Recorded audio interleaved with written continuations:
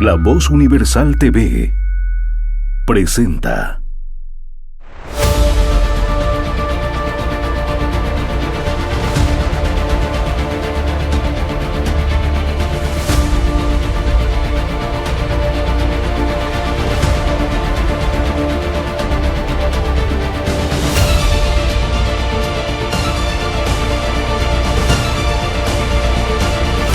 Comentando la noticia, con Daniel Pasquier.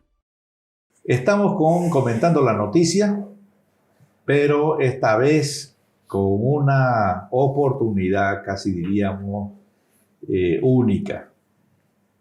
Pocas veces un líder auténtico, nacido desde abajo, desde las bases, pues tiene acceso a un medio de comunicación masivo. La Voz Universal pretende ser, en este caso, la voz de los pueblos indígenas chiquitanos.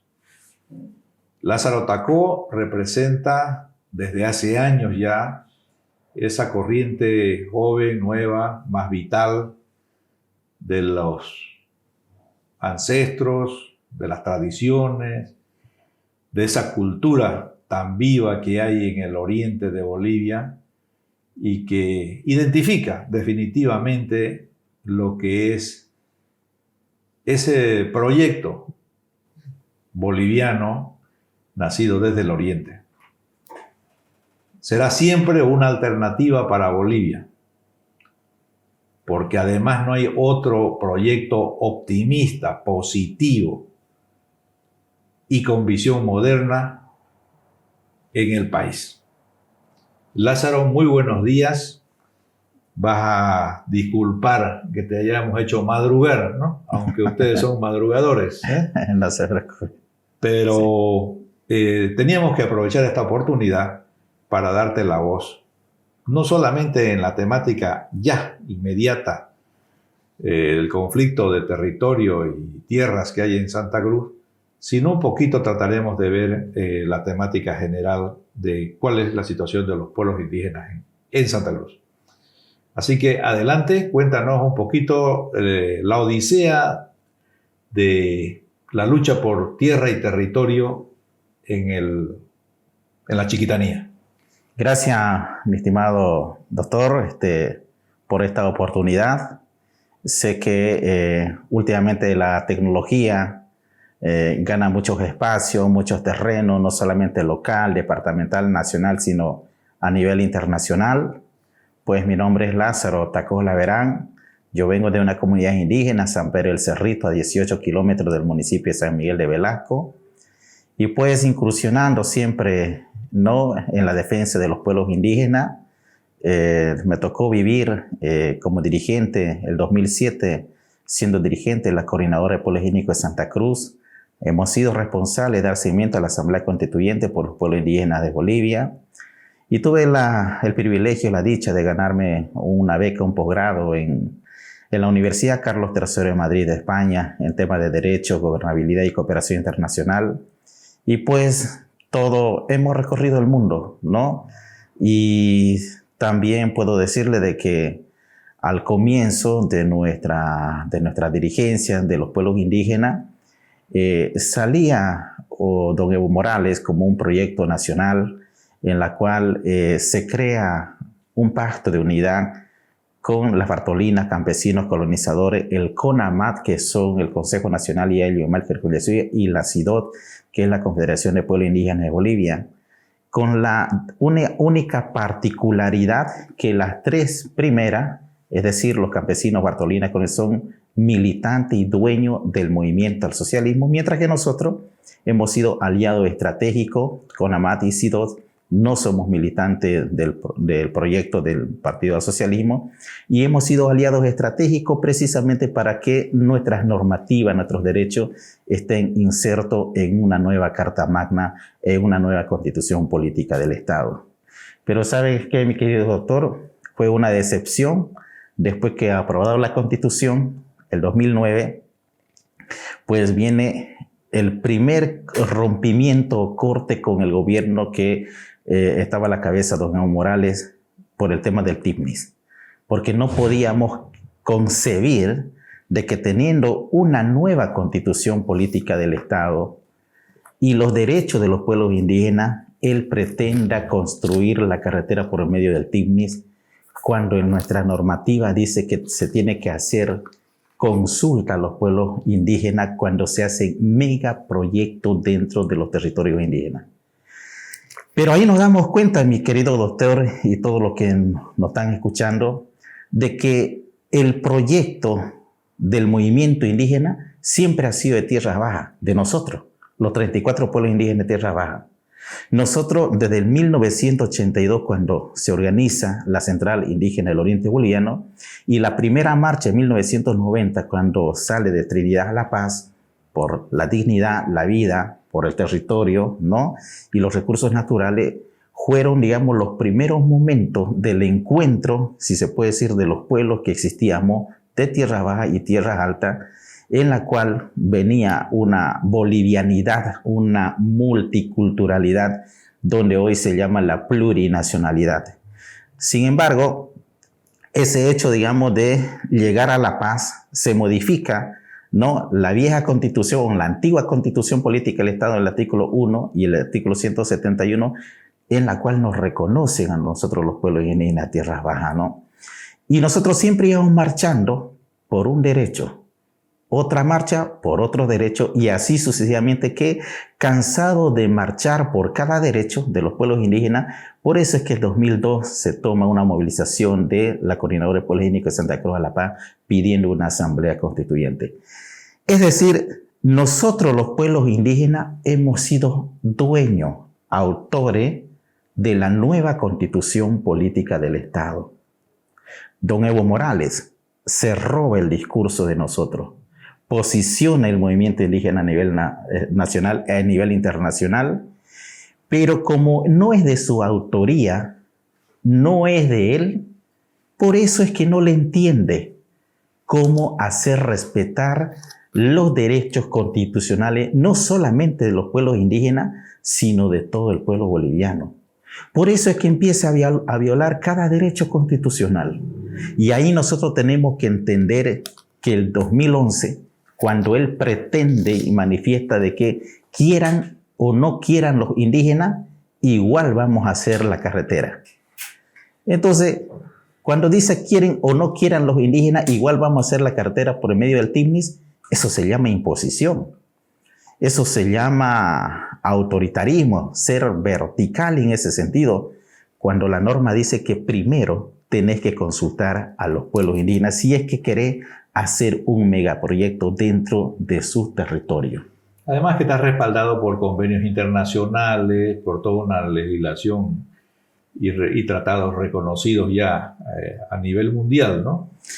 Es así, mi querido doctor. Y mire usted, en pleno auge de la Asamblea Constituyente, todavía no éramos nosotros bien mirados dentro del Pacto de Unidad.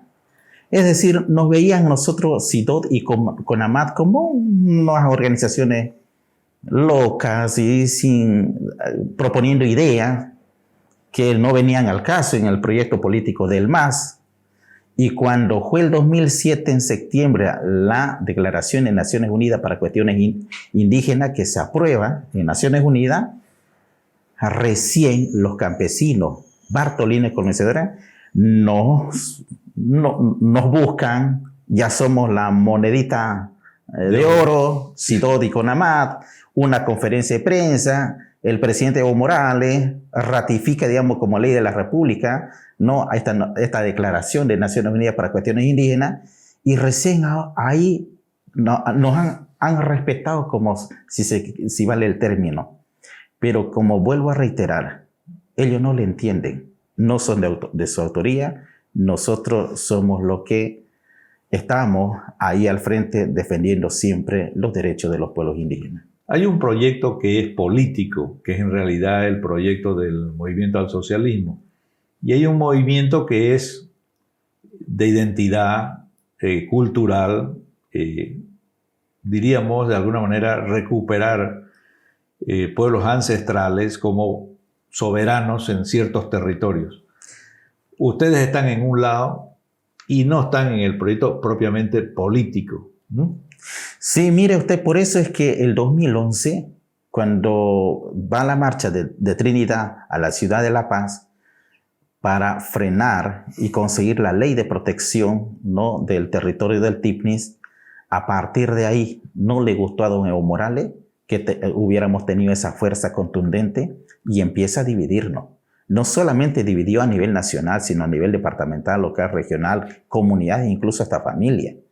Y es por eso que ha habido un vacío desde el 2012, 13, 14 hasta 2021. Es decir, casi son 10 años de vacío de los pueblos indígenas de Tierras Bajas por la división que promovía el gobierno del MAS. No le interesaba un movimiento indígena originario fuerte. No le gusta al gobierno un movimiento indígena contestatario que reclame que se respeten los derechos constitucionales. Y así como a nosotros los pueblos indígenas tampoco, digamos, le gusta al pueblo boliviano que reclamen sus derechos. Por eso, 10 años que nos llevó a nosotros dividido, y mire usted, incluso el 2019, recuerdo de que había un primer encuentro en San Miguel de Velasco por la defensa de la tierra. Más antes, el 2015, ya nosotros habíamos frenado en San Miguel de Velasco que la gente al interior no se asiente en nuestras tierras.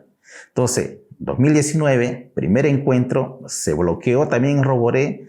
Es más, se incendia la Chiquitanía y empezamos nosotros a marchar de San Ignacio, San Miguel, San Rafael, San José hasta Santa Cruz. Pero no hemos conseguido nada, es decir, como pueblos indígenas. Entonces, este año, al ver mucha división del movimiento indígena, se intentó por lo menos cohesionar, unificar el movimiento indígena a nivel nacional con una convocatoria que hacen en San Borja. En San Borja estuvieron 10 regionales, que son 13 la estructura, no fueron 3, pero ya hoy se han ido sumando para reunificar el movimiento indígena. Y todos los pueblos reclamaban tierra, territorios que nos están avasallando. Le decían a los dirigentes, ustedes se han vendido, nos han dejado solos, estábamos huérfanos en nuestros territorios, en nuestras casas, mientras ustedes agarrados con el gobierno, que más bien se las hacían. Ya es hora de que estemos unidos. Por eso hay un nuevo directorio en la Casa Grande, a la cabeza de don Justo Molina. Y gracias a ese nuevo directorio, nosotros, la provincia de Velasco, por el tema tierra, veníamos haciéndolo crecer, lo involucramos a todo el pueblo chiquitano, también estuvo presente los tacanas que iban a marchar, los chimanes, lo involucramos al nuevo directorio de la ciudad y el nuevo directorio hace bajar al INRA Nacional y a la ABT, porque tanto del INRA Nacional, de los avasallamientos, y la ABT que persiguen por quemar nuestros hermanos, chaquear, tan perseguidos porque antes no pedíamos permiso. Nosotros tenemos la capacidad y la experiencia de hacer quemas controladas, no incendiamos el bosque. Entonces, producto de un nuevo directorio, tenemos nosotros una agenda de inspección ocular a la Chiquitanía.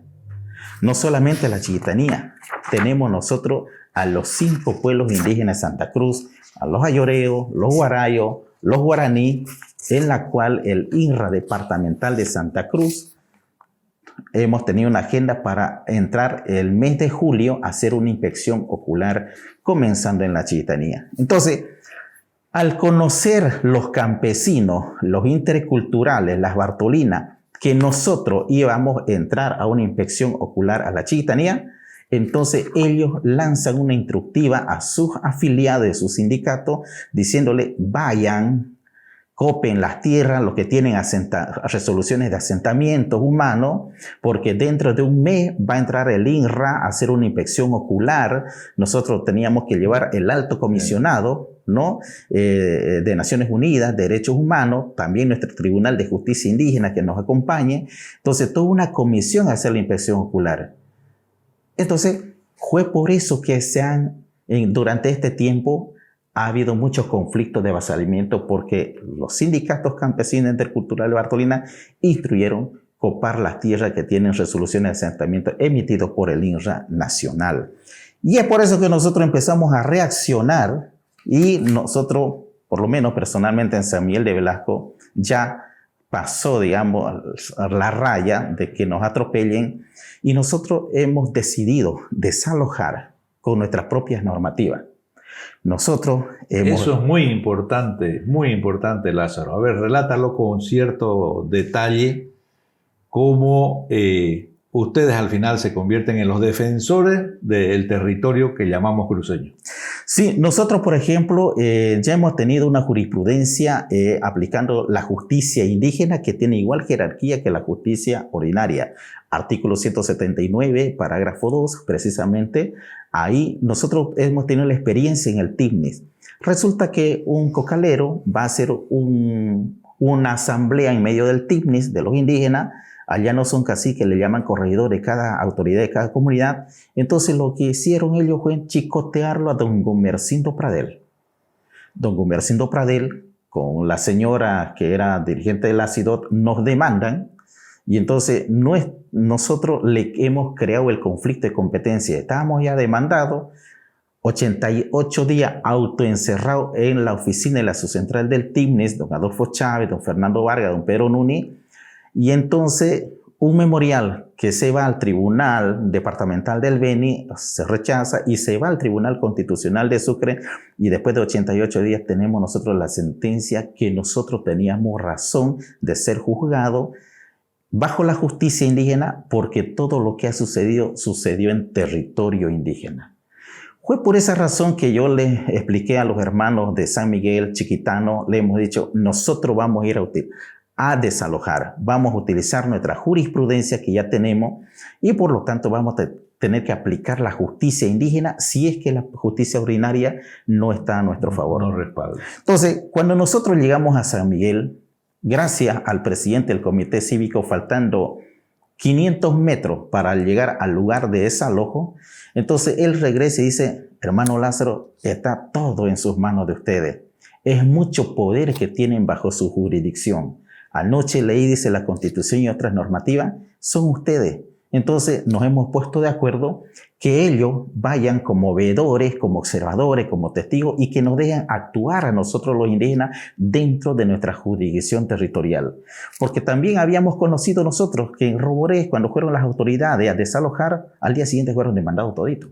Entonces nosotros no queríamos comprometer a nuestras autoridades que lo demanden. Por lo tanto, cuando llegamos al lugar, nosotros lo que hemos hecho es decir, esta constitución que nosotros tenemos delante de la gente del interior del país, ahí asentado, esta constitución, yo le decía, la hemos concedido con marcha. Esta ley de reconducción comunitaria también la hemos concedido con marcha.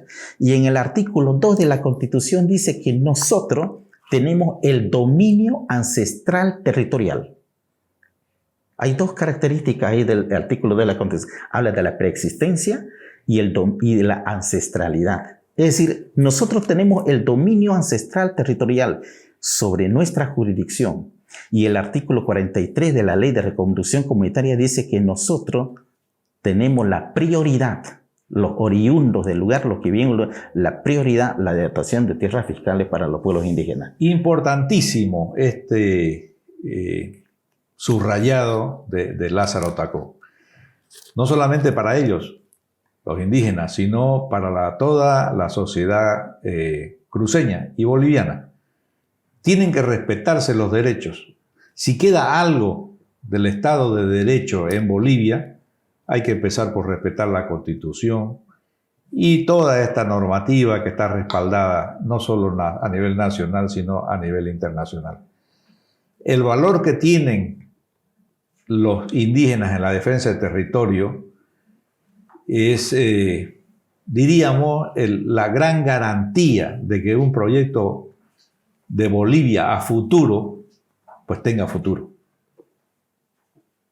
Lo que es el atropello, el abuso, el utilizar el poder, la posición ocasional de poder para atropellarlo todo, normas, leyes y propiedades, títulos, pues obviamente nos lleva al desastre. Esto hay que decirlo claro, Bolivia no tiene ningún futuro si no empieza de nuevo a leer su constitución, a respetar los derechos originarios y en este caso los derechos ancestrales de los pueblos indígenas sobre el territorio en el oriente de Bolivia.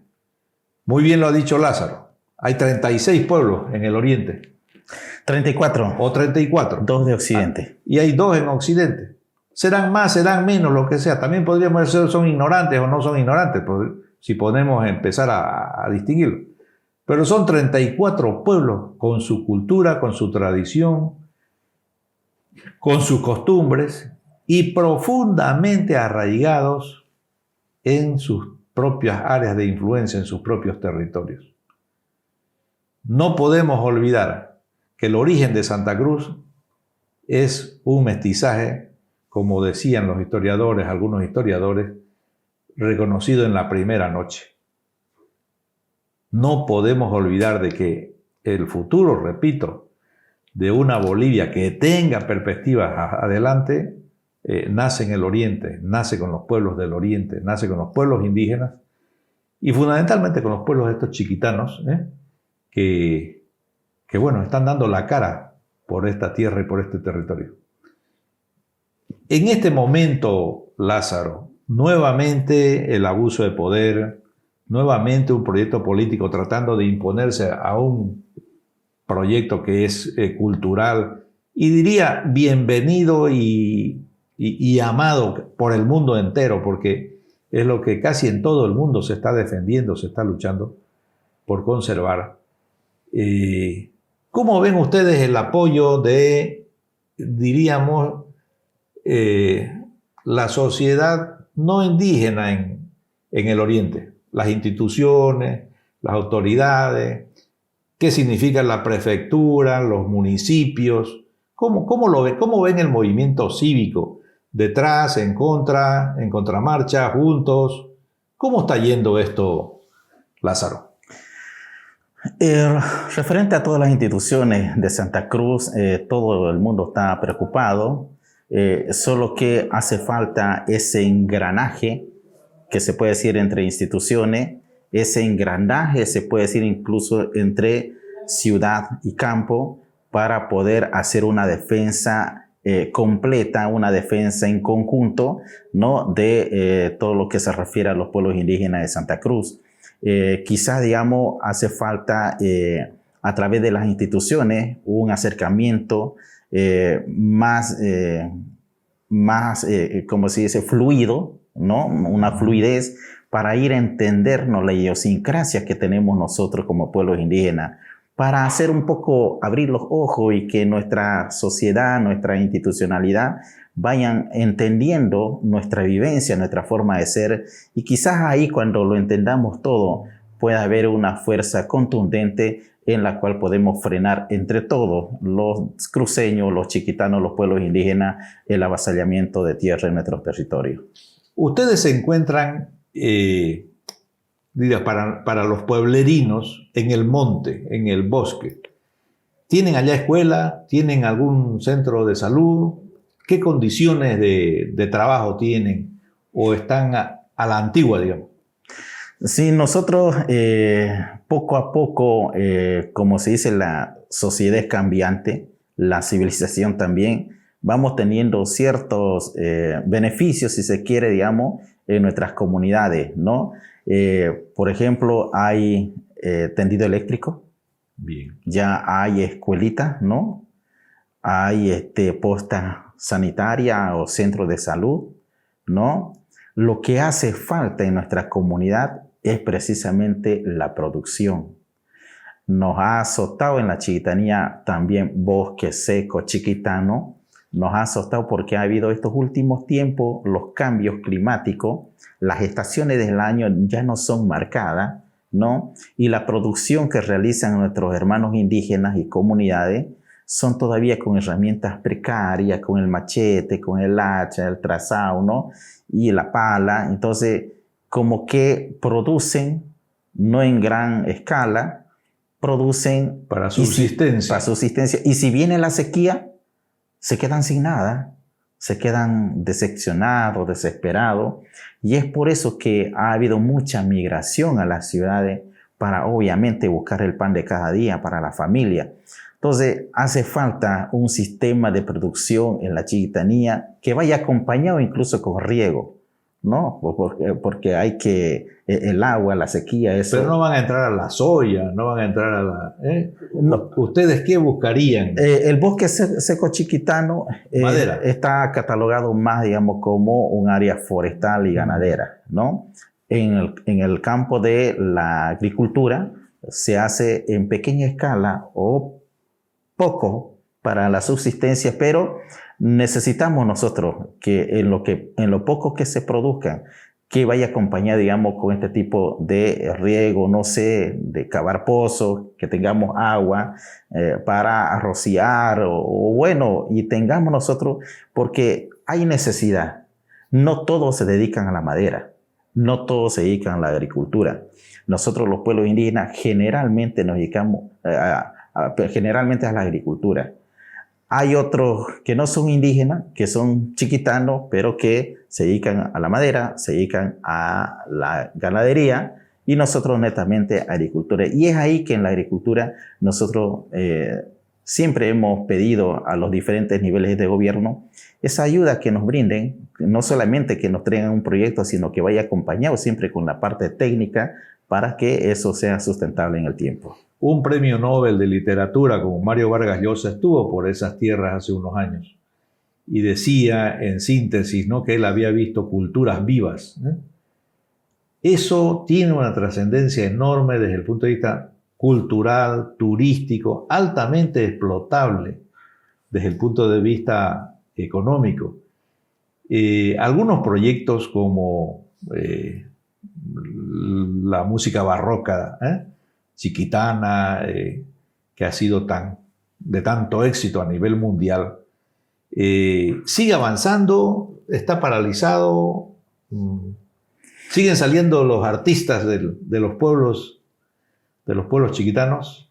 Se hace un esfuerzo justamente para conservar esta cultura, la música, incluso el tallado, sobre todo el tallado, y el turismo que nosotros tenemos en la Chiquitanía, digamos, no es tan fluido, es un turismo, como dicen los expertos, turismo paso, no es un turismo destino. Turismo paso porque no existen, digamos, la infraestructura, no para cuando vengan, digamos, la gente, ya sea extranjera o nacional, donde alojarse, donde comer una buena comida tradicional y otros servicios básicos que necesitan cada pueblo, cada región en la Chiquitanía. Entonces, está limitada en ese sentido. Por eso hemos pedido que los diferentes niveles de gobierno pudieran hacerlo grande el turismo, ¿no? Ayudando, capacitando, viendo, digamos, también los servicios básicos que se pueda requerir, lo básico, como se dice, para que se pueda darle más énfasis al turismo en la Chiquitanía. Yo recuerdo, en Europa habían áreas que no arrancaban el turismo hace unos 30, 40 años, y de pronto descubrían de que ese pueblo no tenía buena comunicación telefónica. Ese era todo el pero. Se resolvieron el tema de la comunidad, empezó a llegar la gente, ¿no? Como dices muy bien, Lázaro, a lo mejor es un pequeño servicio lo que falta para que, bueno, ya la gente diga, yo voy allá y allá vamos a comer, ¿no? Vamos a parar, vamos. Hay donde dormir, bueno, pues, pero si no hay donde dormir, donde comer, etcétera.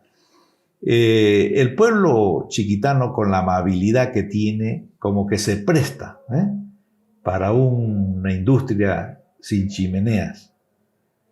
Pocos pueblos amables como esos. Y no es porque estés aquí, ¿no?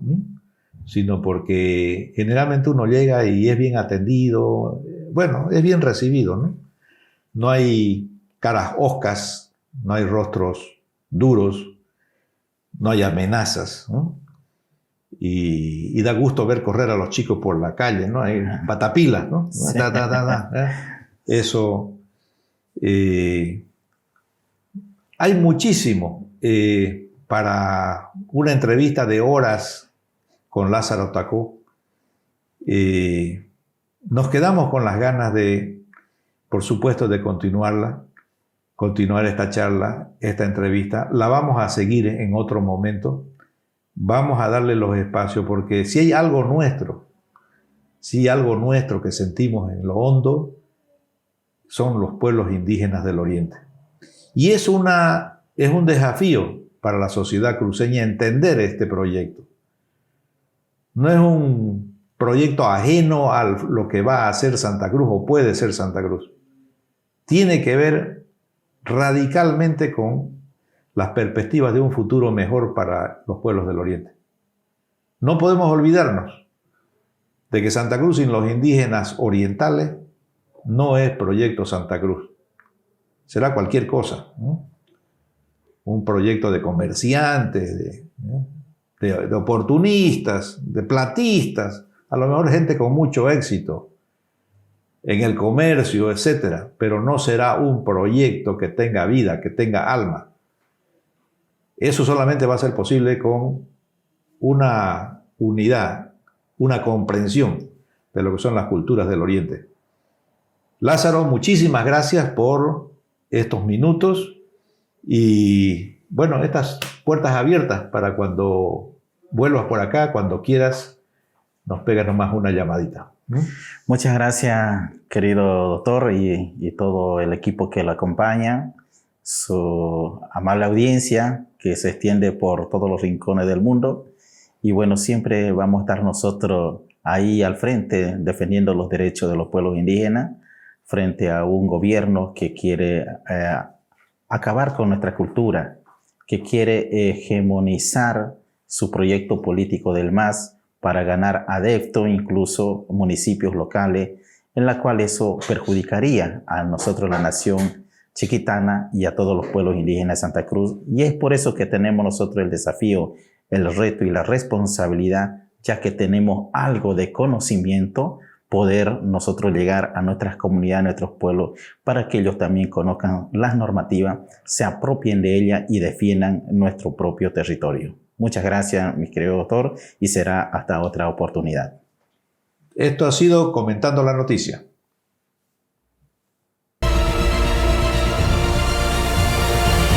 Comentando la Noticia con Daniel Pasquier.